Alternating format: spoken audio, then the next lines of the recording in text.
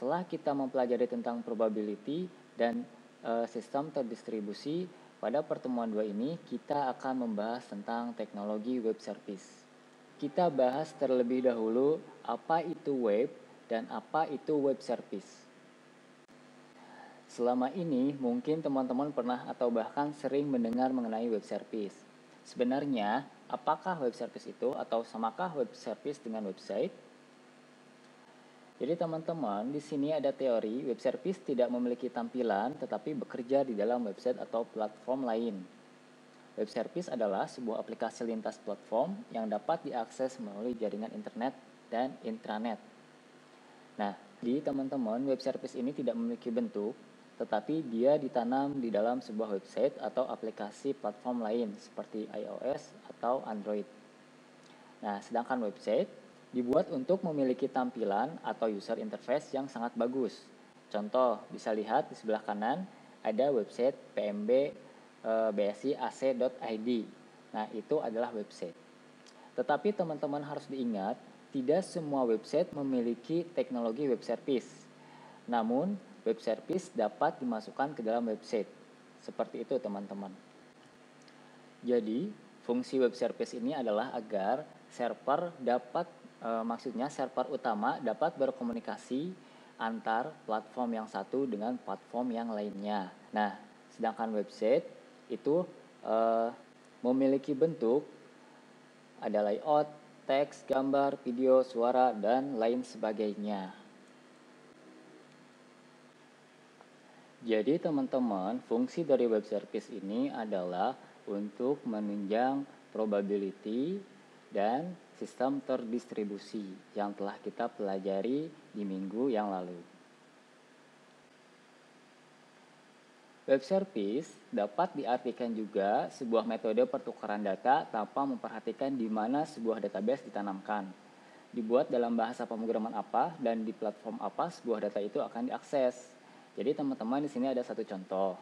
Misalkan di sini ada server Facebook, di mana server Facebook ini aplikasinya dapat diakses oleh Android, dapat diakses melalui iOS, dapat diakses oleh sistem operasi Java, dapat diakses juga oleh Windows 10. Nah, melalui apa mereka dapat diakses? Yaitu melalui API. Bapak sudah menerangkan API di pertemuan yang lalu ya. Nah, API ini berfungsi untuk mengirimkan data yang dikirim oleh aplikasi yang berada di sistem operasi Android, iOS, Java OS, dan Windows 10. Sehingga web service mampu menjadi sebuah jembatan penghubung antara berbagai sistem yang ada.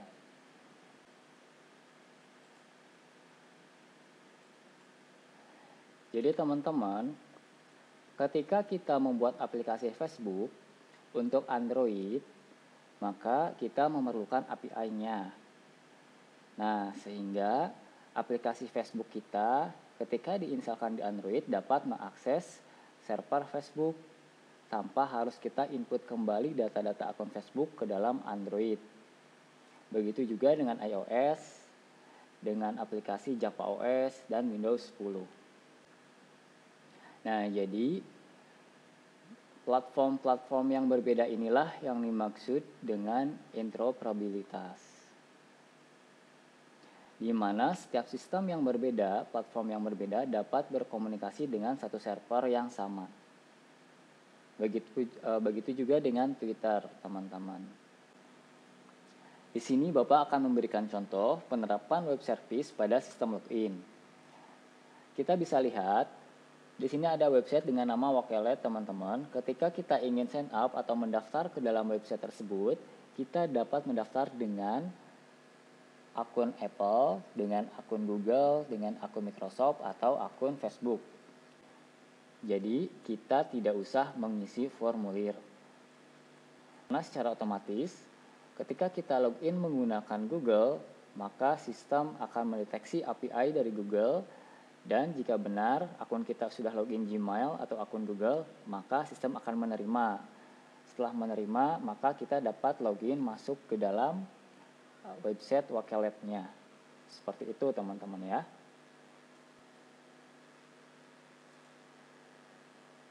Nah, contoh kedua, di sini ada website Trello, teman-teman. Nah, website Trello juga sama. Ketika kita ingin mendaftar, kita bisa langsung menggunakan akun Google, akun Microsoft, akun Apple, dan akun Slack. Pilih salah satunya. Kalau misalkan kita sedang login Gmail atau akun Google di Google Chrome-nya, teman-teman, maka otomatis ketika kita klik continue with Google, maka dia otomatis mendeteksi. Setelah terdeteksi, maka otomatis kita langsung masuk ke dalam sistem Trello tanpa harus mendaftar atau mengisi formulir. Nah, bagaimana sistem kerjanya, teman-teman? Apakah akun Google-nya dimasukkan ke Trello secara manual oleh admin? Tidak seperti itu, teman-teman.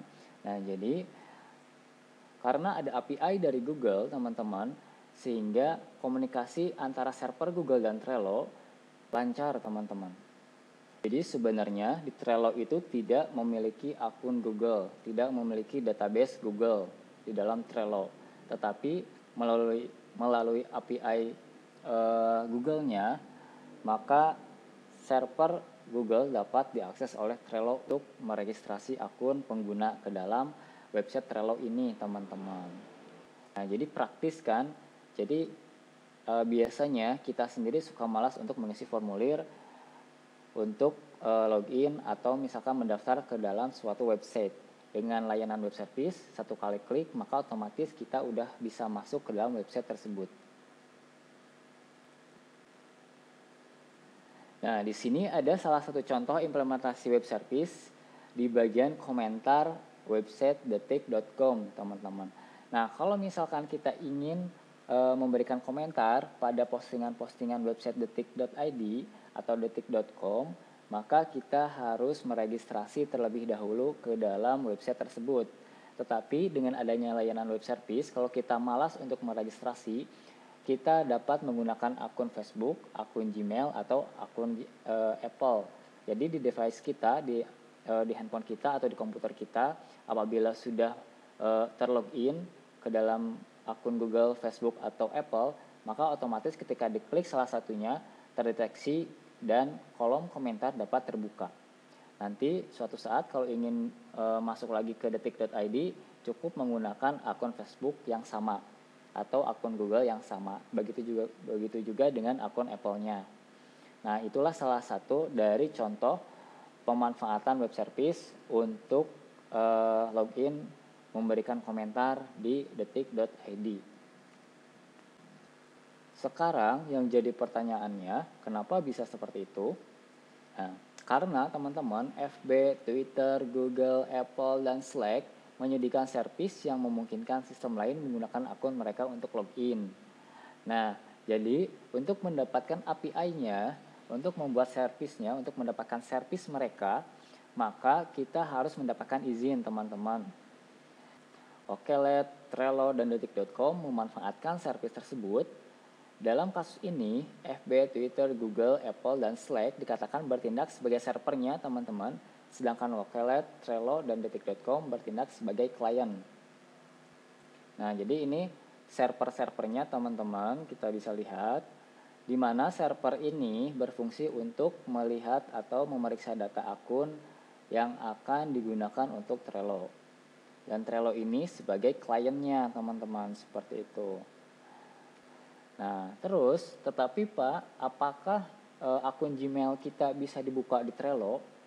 Nah, tidak bisa, teman-teman. Jadi, API itu tidak semua diberikan oleh Google. Jadi, ada beberapa yang tidak boleh diberikan atau digunakan oleh pihak ketiga seperti website Trello. Jadi, yang diberikan untuk API-nya ini khusus untuk login autentikasi ke dalam website Trello saja. Begitu juga dengan Microsoft, Apple, Slack. Nah, teman-teman yang memiliki perangkat Android, Apple, apakah pernah menginstal aplikasi semacam Facebook atau Facebook Lite? Di mana teman-teman bisa login, melihat berita, video, status teman lain. Yang jadi pertanyaannya, apakah pengembang aplikasi tersebut dalam membuat aplikasi Facebook versi Android membuat database atau data akun Facebook-nya di Android juga? Tentu enggak ya, tentu tidak teman-teman. Dan apakah mereka melakukan penginputan data akun dua kali, yaitu versi web dan versi Android? Jawabannya sudah pasti tidak teman-teman, karena mereka pasti telah menggunakan layanan web service untuk pertukaran data pada dua versi aplikasi yang mereka buat, yang disebut dengan interoperabilitas teman-teman. Di sini ada satu contoh gambar teman-teman, Facebook versi website dengan Facebook versi Android. Di mana Facebook versi website ini dapat diakses melalui Android menggunakan aplikasi facebook.apk yang diinstalkan di Play Store. Kalau kita bongkar aplikasi Facebook ini, maksudnya aplikasi Facebook yang ada di Android, maka kita tidak bisa menemukan database, data akun, terus data teman-teman kita, video, data follower dan lain sebagainya. Itu tidak akan ada.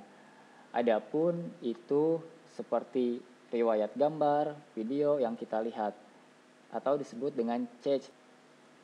Jadi aplikasi Facebook ini berkomunikasi dengan server Facebook yang ada di website, yang ada di web server teman-teman.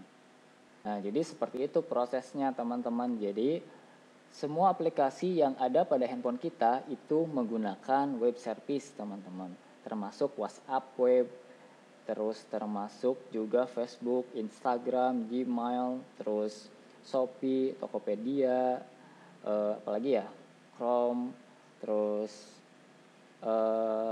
TeamViewer, terus aplikasi-aplikasi lainnya yang harus digunakan dengan mode online teman-teman.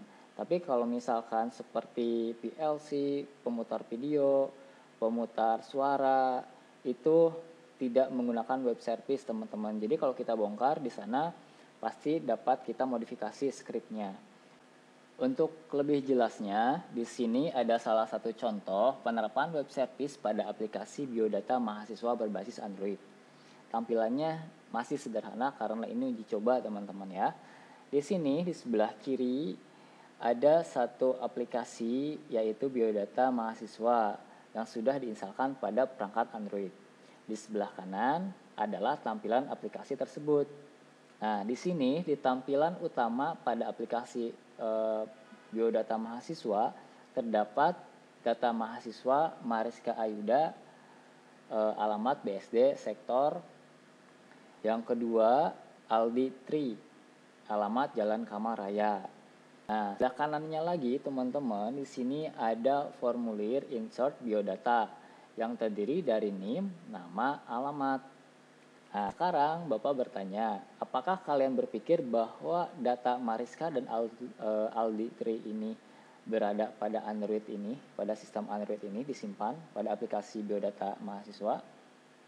Jika kalian menjawab ya, jawaban kalian belum tepat teman-teman.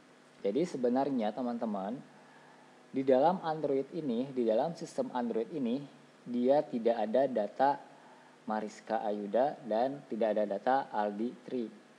Kalau misalkan si Android ini di offline kan, maka data ini akan hilang.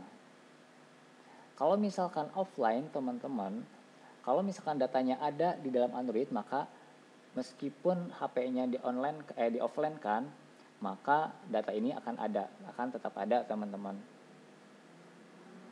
Nah, sebenarnya teman-teman, basis data ini tetap berada pada web server teman-teman atau database server. Yang database-nya itu tidak ada di dalam Android ini, jadi terpisah. Jadi database servernya berada di database server terpisah.